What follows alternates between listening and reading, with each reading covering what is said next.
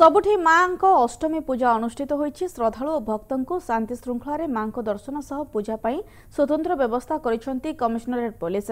राजधानी समस्त पूजा मंडप पाई कमिशनरेट पुलिस पक्षरु दिया जाइथिबा एसपीओ माने मुतयन होई विभिन्न काम रे नियोजित होइछंती।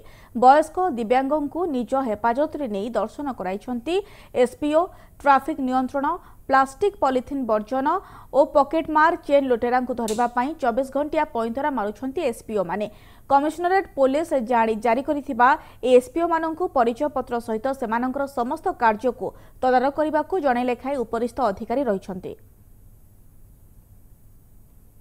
सुरक्षा व्यवस्था रे 16टी सीसीटीवी कैमेरा एवं आमर 100 जन वॉलंटियर्स एवं 50 जन एसपीओ को नियोजित करा जायछि। आमर ता भितरु ट्रैफिक व्यवस्था पाई 10 जन एसपीओ को दिया जायछि। संध्या बेले ट्रैफिक केमिति नियंत्रण हबो, पछपट पड़िया रे जो मीना बाजार पड़िछि सेति पाई भी आमे पाखापाखि 10 जन रु 15 जन एसपीओ रखिछु।